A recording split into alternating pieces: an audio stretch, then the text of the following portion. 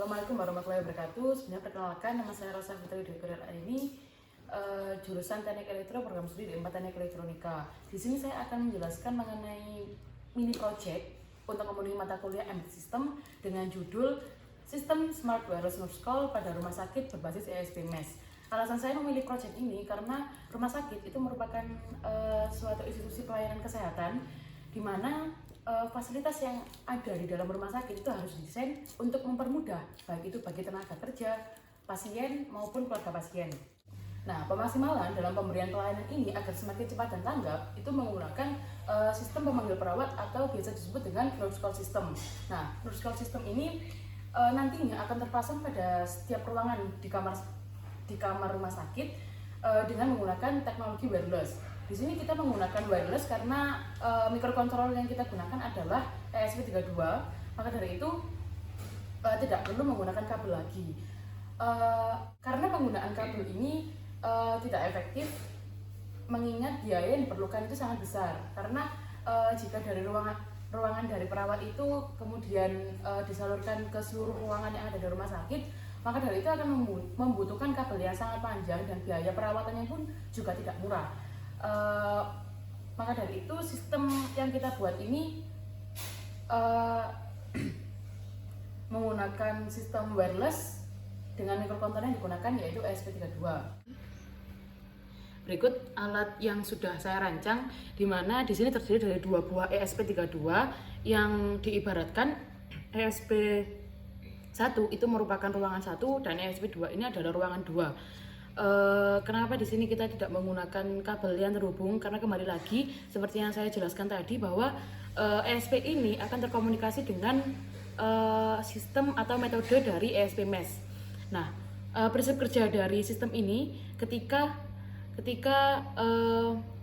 salah satu push button ini ditekan atau ketika diibaratkan ya di dalam suatu ruangan, di ruangan yang pertama ini ditekan, maka nanti LED tersebut akan menyala, kemudian sinyal akan dikirimkan kepada web server yang ada di ruangan perawat.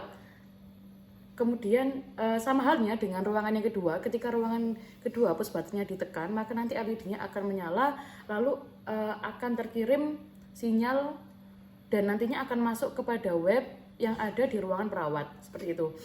Nah, langsung saja kita coba ketika push button di ruangan 1 ditekan, maka nanti LED akan menyala, kemudian tampilan pada web server yang ada di ruangan perawat seperti ini langsung muncul. Di sini nomor 1 ini nomor secara urutan saja, kemudian di sini ada nama ruangan 1 yang memanggil, waktunya 17.07 sesuai dengan waktu yang sekarang. Kemudian begitupun ketika ruangan 2 ditekan.